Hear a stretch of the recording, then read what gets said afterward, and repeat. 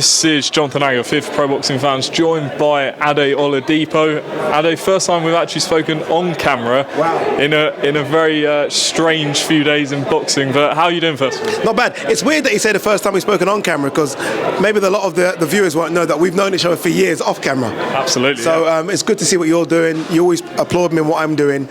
As to how I'm doing, just stressed, if I'm honest with you. I feel like this has just been a kick in the teeth for everyone. You know what it is? It's been difficult for me to handle as well, just because obviously I work for the broadcaster. I also have my YouTube channel as well, where I've got hardcore boxing fans that want me to kind of like, go on, Ade, say what you want to say. And it's been difficult not to say what I want to say. So I'm almost happy the fight's off, so I'm not put in a position where I've got to try and defend a fight going on which shouldn't really go on. So in a weird way, I know everyone's upset, but I'm quite happy the fight's been canned, so I don't put myself in a weird position. Obviously, when things like this happen, there's a massive Twitter reaction, and rightly so. There's obviously been an instance of a failed test, but we don't know all the details. I'll point that out. We don't know everything that's going on right now. So, how are you processing it? Having not known all the facts. Yeah, almost like everyone. So every time a piece of information comes through to us, we try and sort of piece the puzzle together. First of all, you hear that, okay, there's a failed test, and then you want to know what the drug is. And then you want to know, okay, what that drug can do. And then you want to know, when did you fail a test? So as the information's coming through, I'm trying to piece it all together myself. Ultimately, I'm just disappointed more for Chris than anyone else. Obviously, I always tend to think of the undercard fighters, rightly so, but Chris has sold this fight wonderfully well. From the face-off I did a KSI event with him, I was in Saudi Arabia with him, and he literally has done nothing but sell this fight. The 60% stuff, and then for this to happen, or for a fight to be called off 2 days before you're about to do the ring walk, I'm upset for Chris massively in this one, and I feel like he's the one that needs answers. Like we wait for him, right? Because we want to soak up all the information, but I feel like Chris needs to hear the answers first. And once he does, then I guess it can filter its way down to us. As someone, like you say, both fighters, you interview them regularly. What's it like for you to be, I guess, in this position where you know both fighters and you're just having to react to this news like everyone else? It's difficult, but then I always have to tell myself that I'm a boxing fan first. So I'm a boxing fan before I'm a Conor Benn or Chris Eubank Jr. fan. And I follow the sport, I don't follow the fighters. Obviously, you start to, as you work and you see them, and look, Conor's come to my studio, you start to, get close with them, but ultimately I'm a boxing fan. So as everyone, as a boxing fan, as we all are, right? That's why we love the sport. I'm thoroughly disappointed. Like thoroughly and bitterly disappointed, but let's wait to see how this plays out. Let's hear from Conor. He has to release a statement. I mean, just out of respect for fight fans more than anyone. There's a lot of people, I've said this on a few other channels, I know people that personally flew out from America for this fight. That cost thousands of pounds. Hotels, thousands of pounds. Taking time off work, losing that money, thousands of pounds. So just out of respect for people like that, a statement needs to be released, right? What happened? How did it get in your system? Why was it in your system? And then we can start moving forward. Again, look, massive fan of Conor Benn, friend of Conor Benn, but I want to know the answers to those questions. And once we do, then we can move forward. If we don't, then there's a problem. Took about 4:30 today to be officially called off. Yeah. A lot of people thought that once the test result came in, it should have been pulled immediately, if not when it was reported on September 23rd. What do you make of that argument? They got it wrong. And I think they'll look back and think maybe we got it wrong as well, but there's a lot of cooks in the kitchen. Some people will obviously attribute the blame to Eddie Hearn and Matchroom. Well, there is Wasserman as well, there's Cali Sauerland, there's DAZN, there's a lot of people saying, one second, what should we do here? Now, if everyone was going one direction and saying the fight should have been pulled off, it would have been pulled off.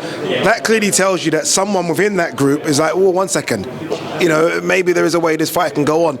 And understand, not just go on for DAZN and Wasserman and Matchroom, go on for the undercard fighters as well. You were in the lobby looking at these fighters that don't earn 100 grand a fight, that maybe earn 5 grand, living paycheck to paycheck. They want to fight. As much as we are saying, and everyone's been saying, pull the fight, they're desperate for the fight to go ahead. Desperate. You make your money, the sponsors are happy, that's how they live, sponsorship as well, and they get to fight. O2 Arena, 20,000. imagine what they're feeling right now. So you're right. I mean, we're going to get all the people that rightly say the fight should be called off, like me. But for the undercard fighters, I saw Glauia fight walking out. He's done a 3-month fight camp. 3 months, dude, to not fight, to not get paid.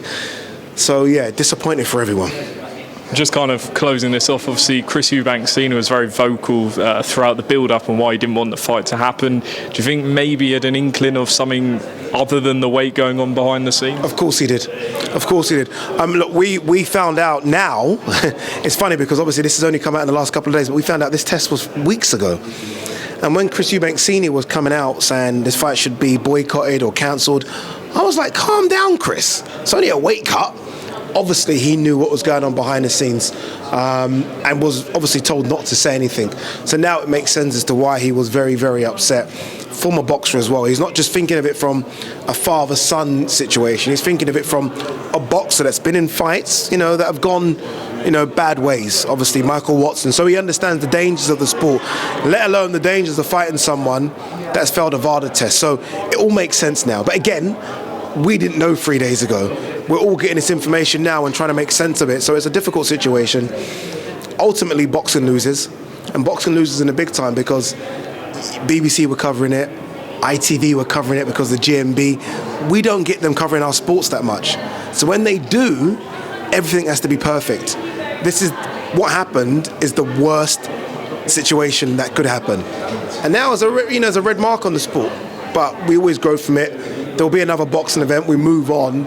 But yeah, I'm disappointed. You're disappointed, right? You would have been there at the event. This would have done good numbers for your channel. So yeah, everyone's disappointed, but we move on.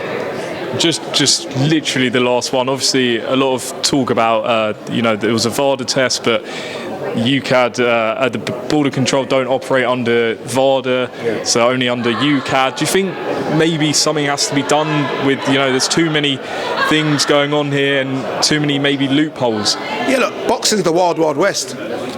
Like, it's crazy, right? I mean, and we had the situation, obviously you remember with Billy Joe Saunders as well, when he's going to fight Demetrius Andrade, where he failed something on VADA, but UCAD, no, look, it's okay. How can two drug agencies not be on the same page? Like, how can they not be around the table trying to make the sport clean? It makes no sense. But I will say this, though. Credit to the British Boxing Board of Control, who would have been under a lot of pressure to sanction this fight. Credit to them for saying, no, we're washing our hands off this. We're not sanctioning this. Because it could have been very easy for them to say, we only operate by what UCAD say, not a voluntary organisation. But even they have kind of heard the noise from us, fans, and said, okay, we can't put this on. So in the end, although it's taken a long time to get to the right decision's been made. And that's the only good that's come out of this. Ade Oladipo will leave that there, and hopefully we'll catch up in better circumstances soon. Fingers crossed we do. Are you going to Abu Dhabi? Not at the moment. Okay. Katie Taylor? I should be there. Then we shall see each other soon, my man.